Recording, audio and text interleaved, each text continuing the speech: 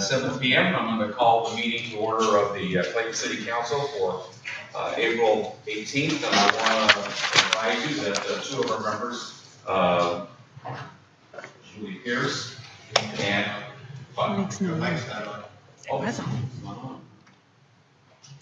start over.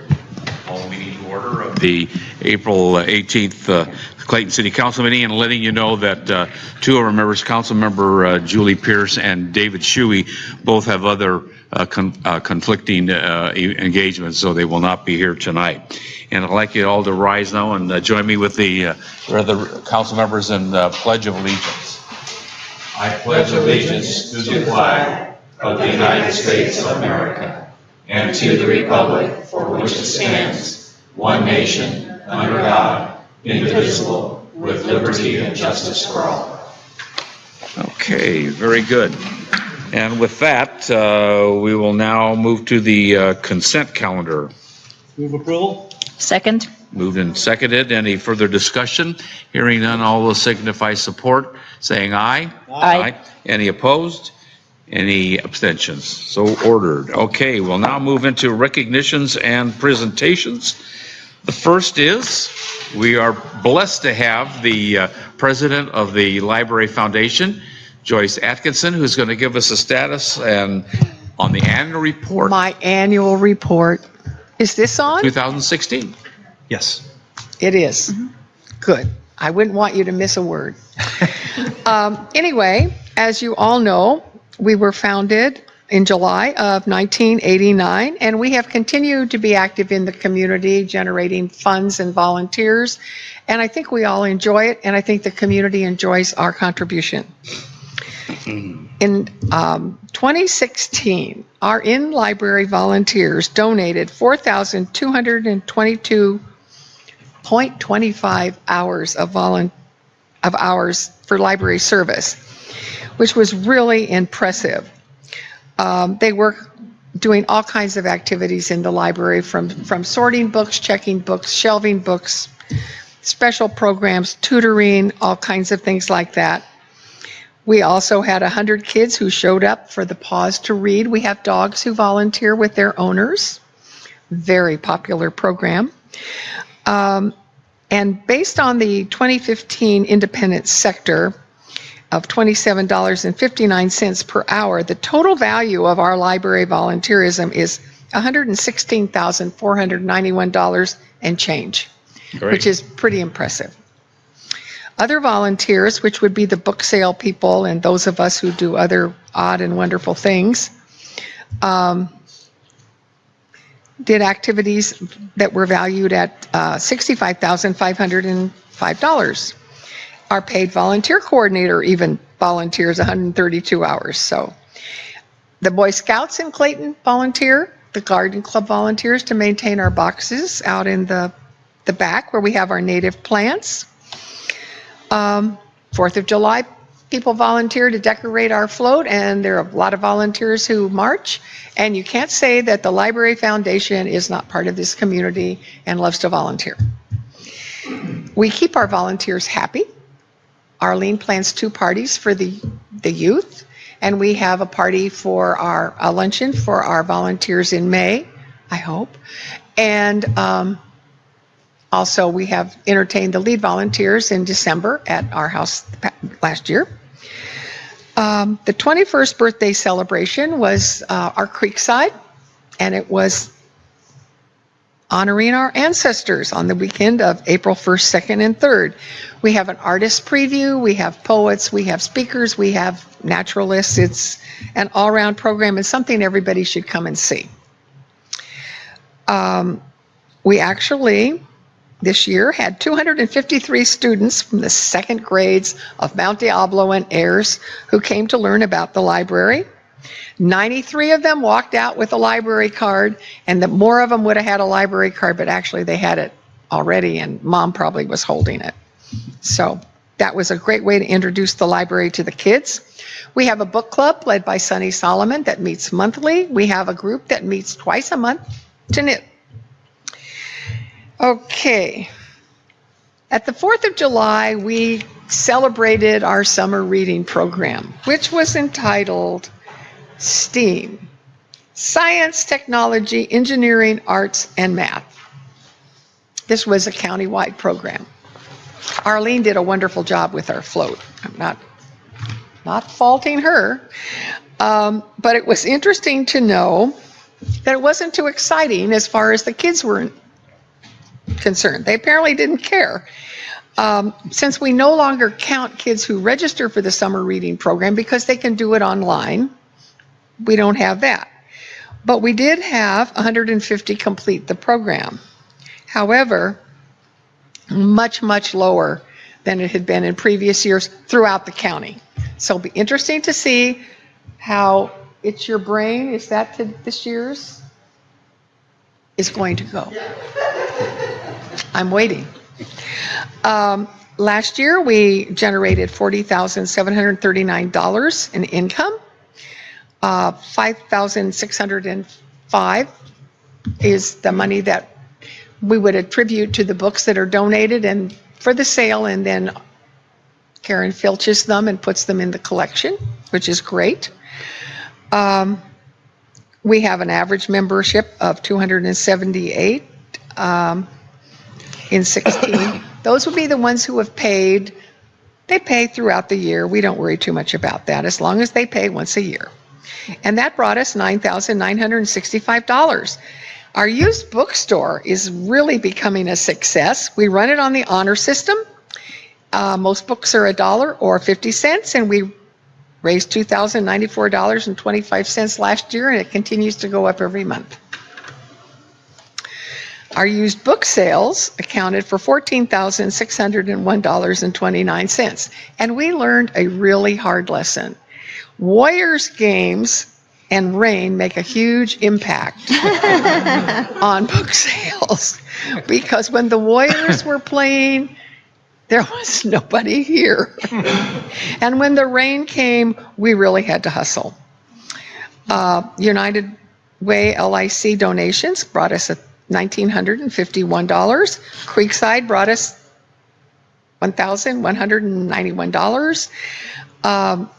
Donations, wonderful donations. 300 from the Clayton Valley Women's Club, 50 from AAUW for books on women's issues, 4,000 from Clayton Clayton Business and Community Association, which purchased chairs for the teen section and the young families section. Those sections both get a tremendous amount of wear, especially those young families. And the 900 from Sunrise Rotary, who has a great idea. Instead of giving a certificate or a coffee cup or something, they have the speakers sign a book and then they donate it to the library for the children's section. We spent more than we made. We pulled it from our reserves. And last year we gave $20,000 and change for materials, books, CDs, DVDs, and programs, and the chairs that were purchased. $10,000 goes to the city, who in turn has been paying our library volunteer coordinator as an independent contractor, and in future we will be doing that ourselves. That's no longer going to be part of it. And for the first time last year, we gave $2,000 to the city to help pay for the hours on Sunday that they pay, which is kind of nice. We haven't really committed to a certain amount, but we will be doing that every year, and hopefully we will be able to increase it. Great. We spent $4,390 on library programs and special events. We have a tremendous number of great programs here for adults and children, and it's a shame that more people don't come, but they really are nice. The staff works very hard to get them. We had 14 major programs. We have craft supplies for the ones that our staff does, prizes for the 4th of July, Creekside Celebration, February Rock Out and Read with Pete the Cat, and the summer reading program and teen reading program. This was the 10th year for Clayton Reads, and the book was The Language of Flowers. We buy 150 books. The books go out, the books come in, the books go out. They're really a very popular program, and it's held throughout the county. Different libraries are reading different books. Last year, the circulation was 164,932, which once again was a decrease from previous year. Our personal feeling is that the ebooks are responsible for the decrease in the circulation. For fiscal year 15-16, the ebook circulation was about 275,000 in the county, so that's going to be reflected in all of the branches. Our door count was 116,339. Money raised enables the staff to schedule additional programs and provides more materials and attracts more people into our library. And I would like to encourage anyone who would like to come to one of our board meetings, which are held on the third Wednesday, 7 o'clock in the story room. These two gentlemen come, which is great, and find out what we're all about. I hate to mention it, but some of us are getting a little old, and we would like to have some younger people join and take over some of the jobs. And that's it. But I will answer questions. Any questions? No questions. Go right ahead. Certainly comments. Another wonderful year, Joyce, and the foundation. We're always It is. very proud of the library here. It's always so encouraging to come through the doors and always see it being well used. It is well Always used. people here in It's the well library used. taking advantage of it. Yes, we'd like to see more use, but we are certainly seeing a lot of use. You're That right. was impressive. 116,000 people came through the door. That's quite a number of people. Yeah, and I've stopped running through 4 and 5 times every time I come. Don't have to do that anymore. Don't have to do that anymore. And 14 programs, so that's to be commended. Thank you very much for your Thank you. services and And for it's up to everyone. the staff. Yeah. Your mic is not on, I don't think. Mine is not. Oh. Okay. But anyway, I want to encourage anybody out that's watching this to make sure that we come by and see or visit the library. It is probably one of the best assets we have in Clayton, and it's definitely worthwhile. In fact, you come by there any morning that it's open, and people are coming in, reading the newspaper, and enjoying a very quiet morning in the library. Yes. I did forget to mention that we have another book sale coming on May 12th, 13th, and 14th, so signs are going up. Are there Warriors games? Read the paper, come and buy books. You are expected to, once you've completed them, return them for the next sale. Great, thank you. Any other questions or comments? Thank you, Joyce. And we're going to move into a proclamation for Community Clayton, or the Clayton Community Library Volunteer Week, and I have those, and I'm going to also make a couple of presentations. I'm going to ask Vice Mayor Keith Hayden to help me, since he is the direct liaison for the City Council to the Library Foundation, and he's out there for most of, for every meeting, and I've come in a couple of times to help out. But let me, Joyce and Keith can come out here in front. We'll do a couple of presentations, one being the proclamation, and You want our librarian? absolutely. Karen, come on up. Yes, hold on to that. There you go. Okay, we do have a proclamation for the city of Clayton declaring the week of April 17th through the 23rd as Clayton Community Library Volunteers Week.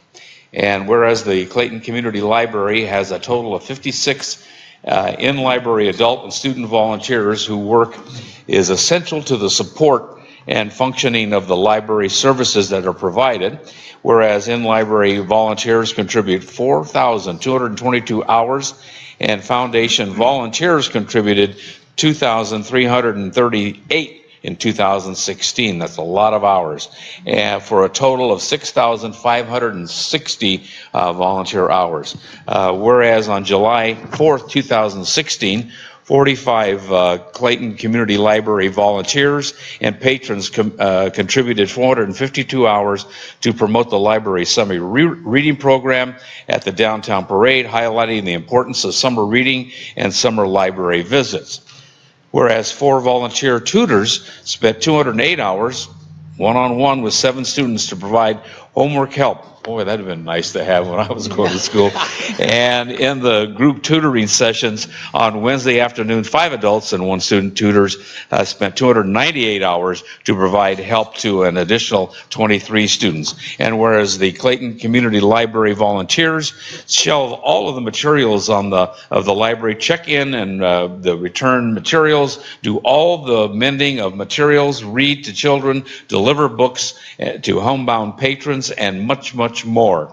Whereas the annual Creekside Arts Celebration was held to showcase local artisans, performance, and community groups, as well as raise funds for the library support.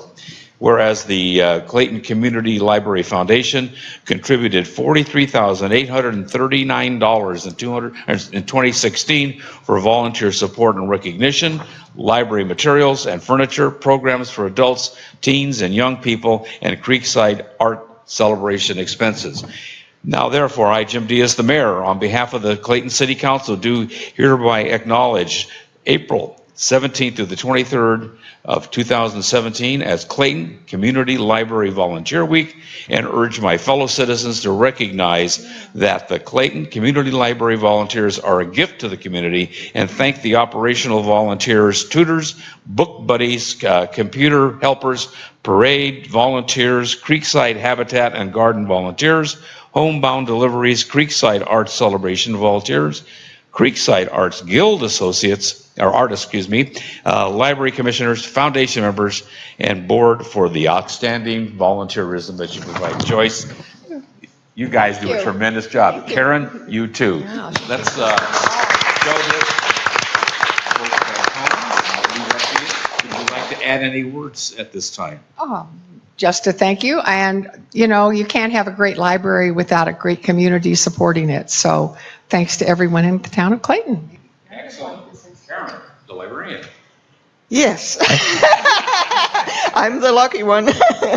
Yeah, once again, thank you to this community that so much support your library, the council, the whole population, all our volunteers. It's a great community to be a part of. Thanks very much. Excellent. Thank you. And you see how the community supports you as well, and really appreciates all the work of certainly these two and Jean and the entire foundation. So Arlene, yes. Yep. Excellent. We're going to recognize a few more of the volunteers as well. Great, thank you. Okay, and I know we have a couple of, So we shall see. yes, thank you. We have a couple of certificates for 2 people that are, and I'm going to let the vice mayor mention those because he's our liaison to the Community Library Foundation. He attends the board meetings and other events that take place on there. So we do like to recognize some of the volunteers that put in lots of hours assisting and supporting all these activities. You heard they have 14 programs that are put on during the year. So this year, we'd like to recognize 2 of those volunteers. Tim Deloney. Come on up. And Leslie Norris. Yes? Thank you very much. These are nice certificates to show our appreciation for all of the work you do, and you can represent then the volunteers that really make this library run. I think we have the highest number of volunteers by far in the county. So we're very proud of that as well. So thank you. Okay, good to see you. So much. We want to get some pictures for the family Yes, here? do that.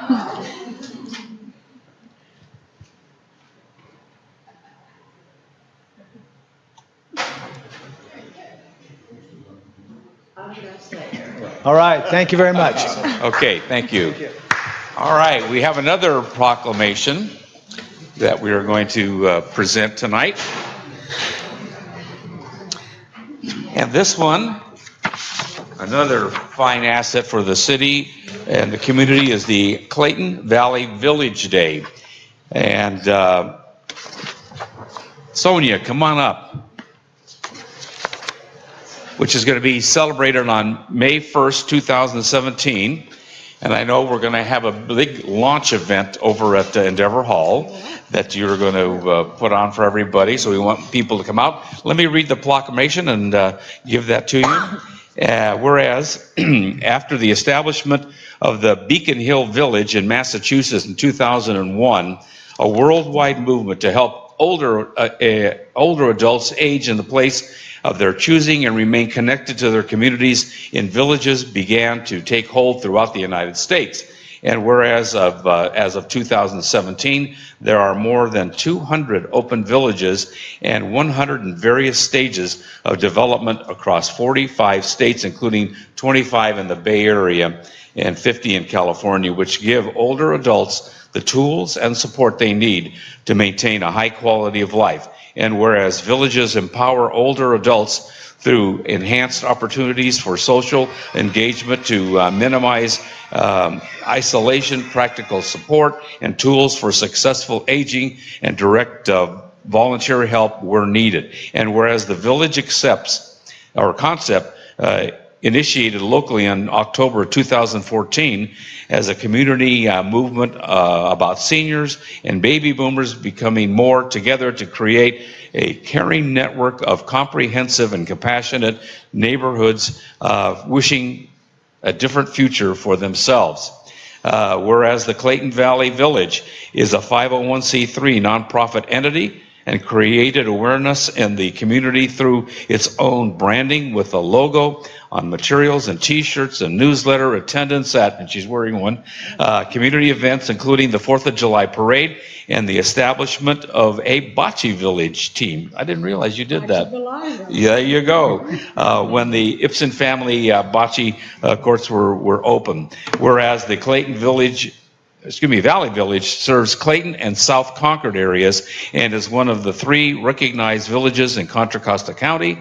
And whereas 5 years in the making, the Clayton Valley Village is set to officially open on May 1st, 2017 at a launch party to be held at historic Endeavor Hall in Clayton from 4 to 6 p.m. I know I plan on being there, as do other members of the council. Now, therefore, I, Jim Diaz, mayor of the city of Clayton, on behalf of the entire city council, do hereby commend the members and officers of the new Clayton Valley Village for its humanitarian effort to support the elderly population to age safely and gracefully in place, and do hereby proclaim Monday, May 1st, 2017, as Clayton Valley Village Day in the city of Clayton, California. Sonia, do you have any words to say? Oh, just very, very proud and happy to be at this moment. There are 3 other representatives right here, but Let's introduce yeah, Jean Boyd, Kathy Geddes, Christine Jeffrey, over there, and there are many others who have brought this to this point. So thank you. We're very honored. Okay, and here's your proclamation. We'd also want to encourage people to come out on May 1st to Endeavor Hall, 4 to 6 p.m. Definitely. I have some launch flyers. I'll leave them with Janet and some other information. Great. Thank Thanks, you very Sonia. much. Okay. Thank you. You bet.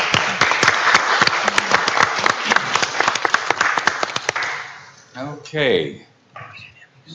That concludes all of the recognition and presentations we're going to make. We're going to move now to item 5, which are reports. The first one up to bat is Mr. C.W. Wolf, the Vice Chairman of our Clayton Planning Commission.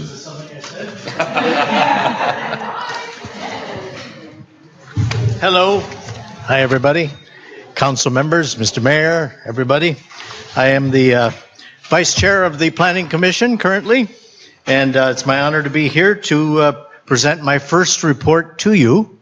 And this is for the first meeting of the year of our Planning Commission, which if I make any mistakes, I'm sure you could help me out here. But like I said, this is the first one we had on Tuesday, the 11th of April. And you have all the minutes, is that right? I don't have to go through all the minutes, right?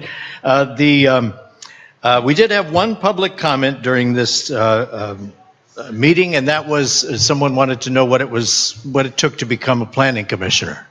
We let them know that they have to sing the national anthem well, and she said that she would be back in June. So that's the only public comment. We did have quite a few people at the meeting nobody was speaking. We thought there was going to be a nice juicy fight, nothing. So we did have one site review. That was for 1567 North Mitchell Canyon Road. That was for a 1,330-foot addition, extension onto the house. The staff did a marvelous job in the presentation, and since everything met all the legal requirements, the council voted, the commission voted unanimously to approve that addition, and I got to second the nomination. So that, and then there were no other business that day, and we wound up adjourning, and our next meeting will be held on the 25th of this month, God willing. Great. Okay. Anything you. else? Questions? Any questions? Just, I'm sure it was rewarding to see some additional development here in Clayton. It was rewarding to have a meeting. Yes, absolutely. So yeah, we were very excited about it, and I understand there's a lot more coming. So we'll be meeting more regularly. Knock on wood. Good. And I want you to know that all of us that are here present on the city council at one time, no, most recently, Tuya Catalano was on the commission, and before that, so was Keith. And then a few years ago, I served on it as well. It's a very worthwhile functioning body of the city of Clayton, and we appreciate the work that you put in on that. Thank you. I look forward to the meetings every time we have them. So hopefully we'll Excellent. be meeting more often. CW, thank you. Thank you. Okay, no trails and landscape meeting was held. City manager and staff. Thank you, Mr. Mayor, members of the council. Just a couple of calendar items for the community. Hope everyone has on their calendars that this coming Saturday, April 22nd, the Clayton Pioneer will be sponsoring our annual Clayton Cleans Up. Great opportunity. If you're not buying books at the library, come on out and help pick up trash and pull weeds, trim, in the areas. Come down to the courtyard of City Hall at 9 o'clock is when we start divvying up the community for the annual cleanup effort. And then after you bring your orange bags back, or you let us know where those bags have been left, come on back and enjoy a social barbecue in our courtyard. So it's 9 o'clock to noon. This Saturday, starting at the City Hall courtyard. The following weekend, and I'm sure some will speak about it, but the CBCA will be having its annual Art and Wine Festival. So as we as staff have said before, this starts our annual community event calendar that oftentimes will take us all the way through September. So look on the city's website if you're interested in the concerts in the Grove, as well as the approval tonight of the classic car shows on Wednesday night. Lots to do in town. We invite people to come on out and meet their neighbors. Thanks, Great. Mr. Mayor. Thank you. All right, we'll now move to city council reports for their council liaisons and regional committees. Start off with Vice Mayor Keith Hayden. Well, keep it short tonight. I just had one official activity, and that's attending the mayor's conference in Orinda on behalf of Jim. And had a very interesting presentation from the Meals on Wheels program that not only described their program, but described where the food came from and a wide variety of sources for that food that is donated in many cases to the program. And they serve a tremendous variety and volume of people who are very happy that people knock on their door and bring them a nice fresh meal. So it was rewarding to hear the success of the program, and they're getting a little anxious. They do have to step up and provide more volunteer funding is the expectation. So it was an excellent way for them to get out and talk about the program itself. So that was the primary program that evening. Great, thank you. Tuya. I only have a couple of community events that I attended. Attended CBCA's scholarship committee meeting, which I'm chairing on April 11th, and then the next night attended CBCA's Art and Wine committee, where I'm helping out with the volunteers. And there are still opportunities to volunteer for the Art and Wine Festival by signing up at the Clayton CBCA website. Excellent, thank you. And I too did attend the Art and Wine Committee meeting, as well as on the 14th, the Chief of Police and I and the security company that's going to be working with the CBCA and complementing the police work did a complete security plan review and walkthrough of the site to make sure everything is going to go off smoothly and safely for everybody. With that, that completes all of our reports. I now move into the public comment for non-agenda items. I only have one card, and that is from John Matney. And John, please come up and present your item to us. Hello, my name's John Matney. I've been a Clayton citizen since 2003. And I recently read in the Pioneer the proposal. I'm still not sure if it was still in the proposal stage or whether it's been decided and is final for the purchase of a license plate reading apparatus. And I had some questions regarding that program. The first question I have is that it's my understanding that the cost at this point is approximately $200,000. And what I want to know, my first question is that what are the other associated costs? Are there costs for training the officers to use the software and the equipment? Are there monthly licensing fees? Is there additional hardware, software, etc. that has to be renewed or purchased? That type of thing. In the Pioneer article, and of course they don't have a lot of space, but those questions were not addressed. That's my first question. My second question is that given that Clayton has historically had one of the lowest crime rates in the state, why now? Why is there a pressing need to purchase this type of software and hardware that's not cheap? And you know, if I had my choice, I'd rather get an extra officer and pay a salary for another officer.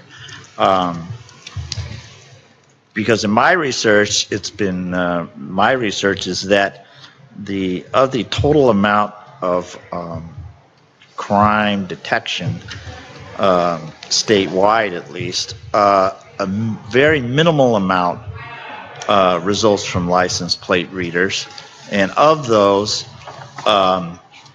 felony convictions are minuscule. So I didn't understand why the council had a pressing need to purchase such an expensive piece of equipment. And then the last question I had to do with if the decision to get this equipment is a done deal, how long is the data that's being collected being stored? Where is it going to be stored? And by whom? Okay. One of the main issues, I would think, and what I've read in some court cases, but they were out of state, are invasion of privacy. There's been issues of arrests being made, and then it was later determined that the officer relied 100% on what was on the license plate reading printouts, so to speak, and didn't verify that that information was correct. Now, granted, my research has shown that that doesn't happen very often, but as far as litigation issues are concerned, it only has to happen once, and it's going to cost the city of Clayton a lot of money. So those are the questions that I have, and then I would welcome any responses from any of you.